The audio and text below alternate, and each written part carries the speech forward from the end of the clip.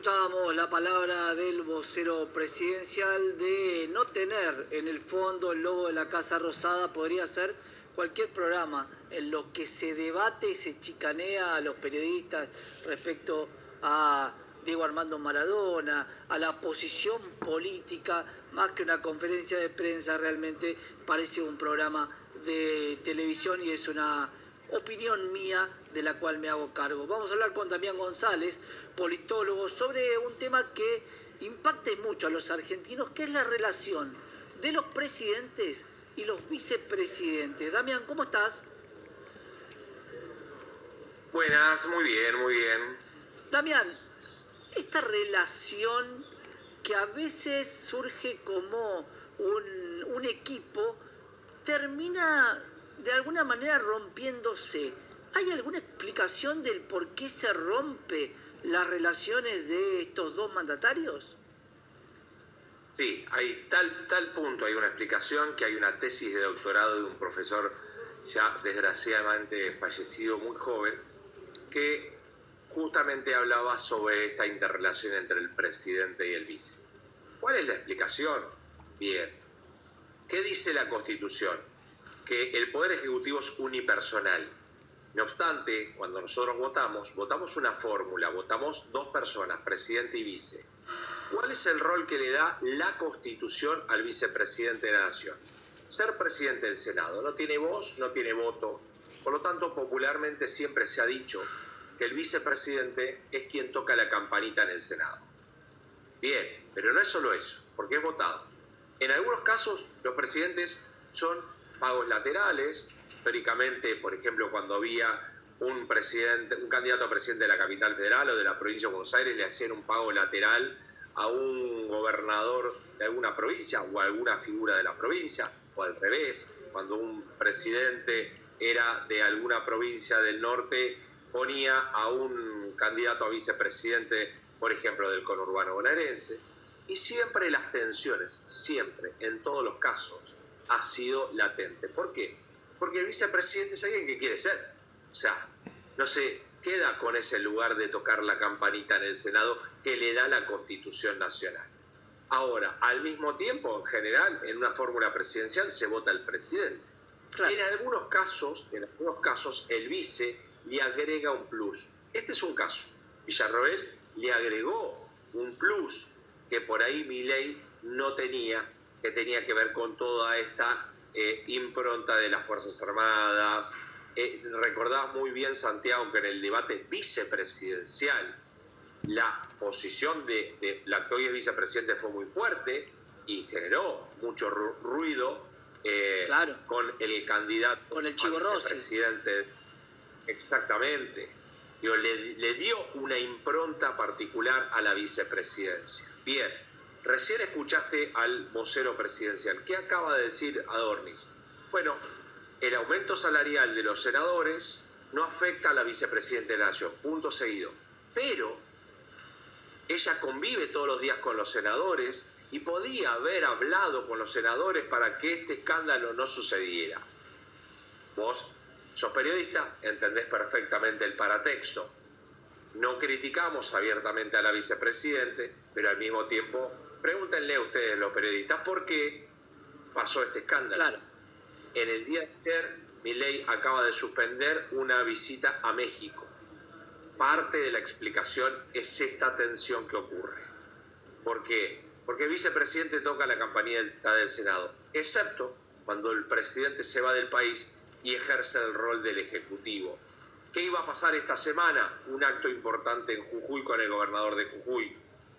Pregunta, ¿Milei no quería esa foto de la vicepresidencia en ejercicio claro, de la presidencia en un acto público con el gobernador de Jujuy? Vos sabés que pareciera. Eso que me decís, sí, me sorprende algo, haciendo un poco de memoria, cuando el vicepresidente, como presidente del Senado, de la Cámara, toma un rol tan importante como decidir una votación trascendental.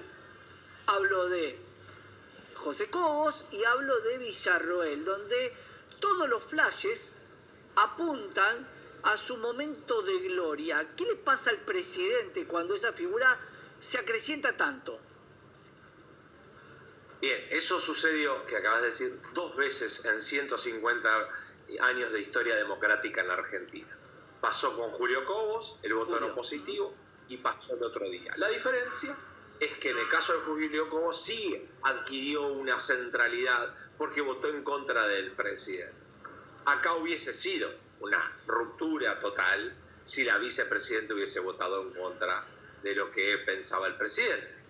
Pero esos son, digamos, en ese momento la ley de base fue muy importante, digamos, que la vicepresidenta haya hecho el desempate, pero no deja de ser, en términos de la película, algo relativamente efímero, ¿no? O sea, adquiere popularidad. El tema acá es que la vicepresidenta desde la propia campaña empieza a tener una impronta propia. No es alguien que pase desapercibido. Si vos mirás en las encuestas de opinión, en general, un vicepresidente, salvo alguna excepción como Duhalde y algún otro caso, el vicepresidente, bueno, Cristina Fernández con Alberto Fernández, después los vicepresidentes en realidad pasan relativamente desapercibidos. La gente no suele conocer al vicepresidente. No es el caso. Víctor Martínez, nadie recuerda a Víctor Martínez. Sin embargo, Víctor Martínez, él también quería, algún ruido hubo ahí muy interno que no trascendió. Víctor Martínez venía de la línea Córdoba, era un pago lateral, candidato a presidente de Chascomús, de la provincia de Buenos Aires, y línea Córdoba, que era la línea histórica del radicalismo. Bueno, después Menem Duhalde. Duhalde hace un acuerdo con Menem se lo saca de encima de la vicepresidencia de la Nación, lo lleva como gobernador de la provincia de Buenos Aires a cambio de darle el dinero del fondo del conurbano bonaerense, y con eso hace política pública Duhalde. Después, Scioli, ahí digamos, actuó en tándem, Rucauf, en general han sido personas, no por bajarle el precio, pero que no han tenido trascendencia desde la vicepresidencia de la Nación. Después, las historias personales de cada uno de su trayectoria han sido distintas, pero como vicepresidente de la Nación ha habido pocos vicepresidentes así, peso pesado. Renuncias, a ver, Gustavo, ¿te acordás de las renuncias? ¿Qué pasa con un vicepresidente? ¿Puede renunciar cuando quiere? No es lo mismo que el presidente, pero un vicepresidente puede renunciar cuando le parezca. Sí, y eso sí es grave, eso es muy grave. ¿Recordás? Chacho Álvarez. En tiempo de la alianza fue un debilitamiento muy profundo para Fernando de la Rúa la renuncia de ese vicepresidente. No así la de Duhalde, porque fue una salida pactada. La renuncia fue para ser candidato a vicegobernador y termina siendo casi un presidente paralelo, como en general son los gobernadores de la provincia de Buenos Aires. Entonces, imagínate, hagamos futurología y abstracción, que hoy la vicepresidente de la Nación renuncie, realmente sería un escándalo público.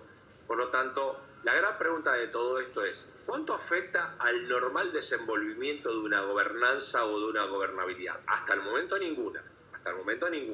Esta visita que iba a hacer a México, Milei, por un encuentro con los partidos conservadores o los partidos de derecha de América Latina, lo suspende aparentemente por este tema en particular. Recién escuchaste a Adornis cuando le hacen la pregunta, que deja traspasar que hay problemas, porque cuando él dice, mire, la senadora, la vicepresidenta, no, con el aumento salarial de los senadores no tiene ningún problema, porque no le suma ni le resta, porque no está atado al aumento de los senadores. Pero tenía un rol que hacer, está diciendo Adornis, tenía un rol que hacer, que es hablar a los senadores y que este escándalo no suceda. Claro. ¿Qué le está haciendo? Lo está retando. Nombre del presidente la está retando a la vicepresidenta de una manera abierta. Ya tuvimos eventos, ¿no? Porque recuerdo el Pacto de Mayo, hecho en julio, donde hay una figura totalmente ausente, excusa de que no podía estar porque se sentía mal, pero al otro día sí en el desfile cívico-militar, sí estuvo en el desfile del 9 de julio, y se vienen dando estas situaciones de que ya está instalada en la opinión pública la tensión entre el presidente y la vicepresidente. ¿Se puede manejar esta relación en todo su mandato o en algún momento esto puede eclosionar? Pues la semana pasada hubo una tensión también. Hubo un acto con la Fuerza Aérea, de la cual la vicepresidenta de la Nación dijo que no había sido invitada, y el jefe de gabinete del ministro Franco dijo que el ministro de Defensa la invitó. Es decir, estos ruidos se están haciendo públicos. Cuando estos ruidos se están haciendo públicos porque el ruido adentro es muy fuerte, si no esto no trasciende. O por lo menos están siendo bastante desprolijos en el área comunicacional sobre estos temas en particular. ¿Se puede desgastar? Sí, claro, se puede desgastar. ¿De qué depende? Pero punto número 1, si la figura de la vicepresidente crece o decrece. Punto número 2, si la figura del presidente crece o decrece.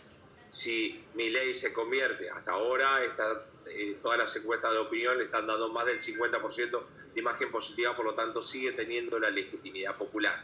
Bueno, podría ser un plan B que ante 4 años de gobierno, ante un desgaste, se convierta en el recambio de la vicepresidenta. Podría ocurrir esto, que haya tensión muy fuerte entre el presidente, sea este o sea cualquiera, entre el presidente de la Nación y el vicepresidente. Es algo grave. Ya lo hemos pasado con Cristina Fernández, con Cobos. Cobos desapareció de la escena del Senado y empieza a tener tensiones, y cada vez que la presidenta se iba del país no firmaba el decreto, cosa que es obligatorio, para dejar al vicepresidente en funciones ejecutivas. Así que mientras la sangre no llegue al río, Santiago, podemos estar por lo menos relativamente tranquilos en cuanto a la gobernanza. Ahora, si esta tensión no la pueden manejar en términos comunicacionales, en términos personales, hasta ahora, por ejemplo, la vicepresidenta de la Nación está participando de las reuniones de gabinete. Esto no es usual, con lo cual es un punto positivo, si se quiere, porque no, en general los vicepresidentes no participan de las reuniones de gabinete, pero están dando señales claras que la tensión está, que se especulaba desde un primer momento, existen y son flagrantes. ¿Cuánto llega esto? Bueno, la película la vamos a estar viendo en estos meses. ¿Vos creés que hace lo que normalmente no debería hacer mucho daño, que es una palabra, puede haber dañado mucho la relación, esto de llamarlo jamoncito? Algo como está entre dos mujeres, pero bajarle mucho el precio al presidente de la Nación, ¿crees que eso le cayó muy mal al presidente?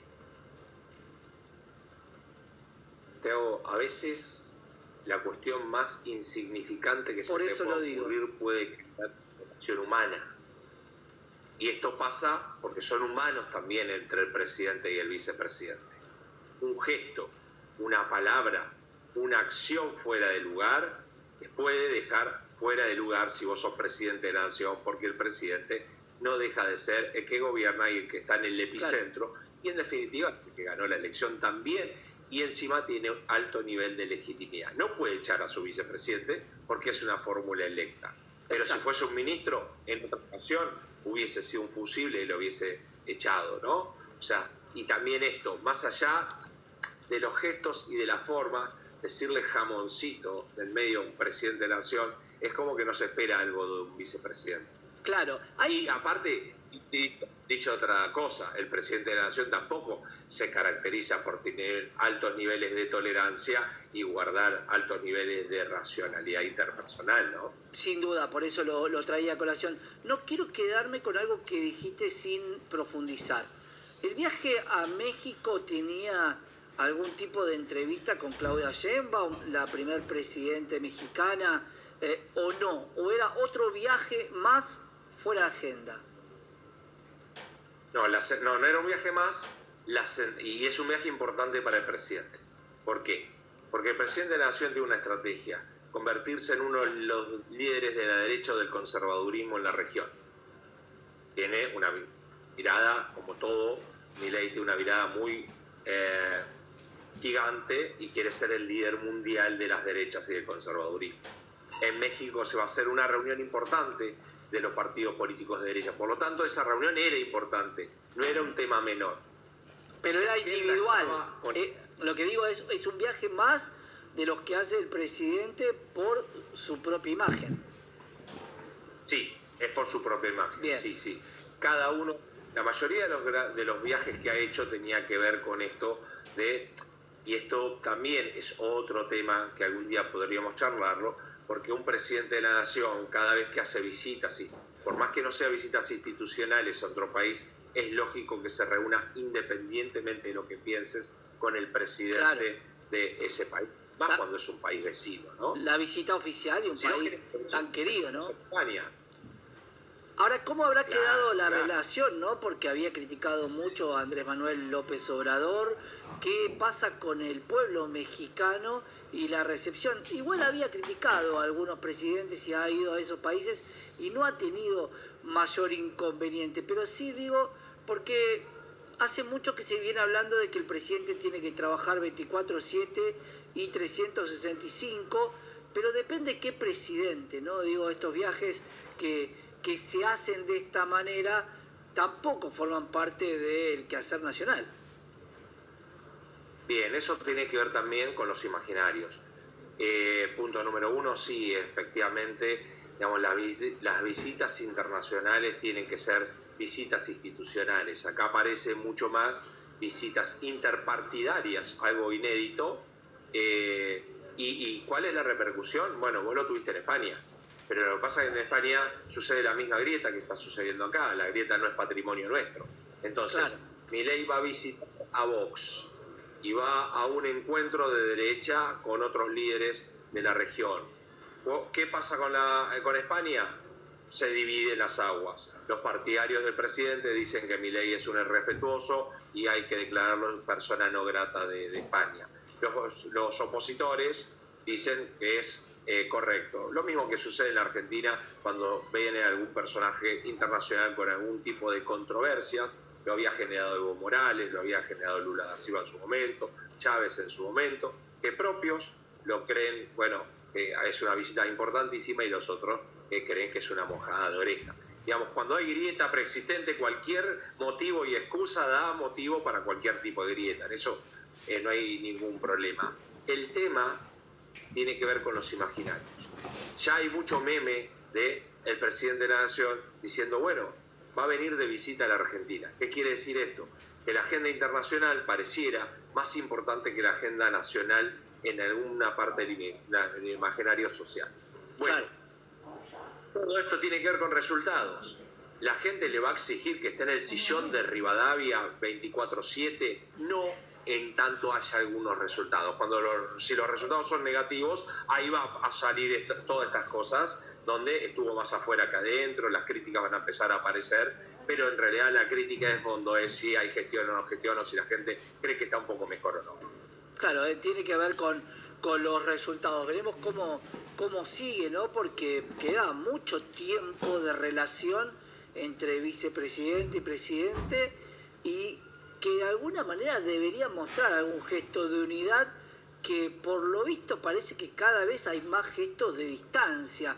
¿Crees que puede llegar a haber algún tipo de unión de cara a el primer año del mandato, por ejemplo, o algún evento puntual? Acá me parece que la figura clave siempre es Francos. Me parece que Francos hasta el momento ha ocupado un rol importantísimo en el área política.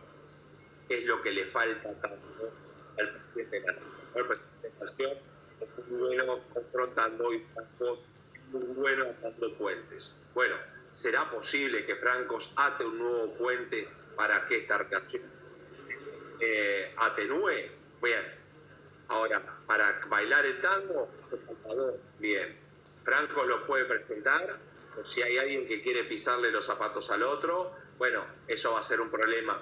Y esto tiene que ver mucho con lo que hablamos antes de las relaciones interpersonales. Claro. Esto parece ilógico, porque uno, a veces desde acá, desde nosotros, puede estar pensando, no, la figura de un presidente, un vice, sobrevuela, son estadistas, sobrevuelan por otro plano que nosotros no estamos habituados. Bueno, a veces las cuestiones más nimias, a veces un gesto, una palabra, una interrelación, alguna cuestión hace que eso choque y quizá después no haya arreglo posible. Sin duda. Gustavo Damián González, gracias por estar con nosotros. Abrazo grande, buena semana. Un abrazo. Hablábamos con Gustavo acerca de la relación del presidente y la vicepresidenta, hablamos de Javier Gerardo Milei y Victoria Villarruel, que se está mostrando un poco más áspera de lo común, sobre todo basado en esto que decíamos de el aumento de la dieta de los senadores, que no afecta directamente al salario de la vicepresidenta, pero sí, claro, es con los que convive constantemente por ser la presidenta de la Cámara. Quédate, tenemos más información.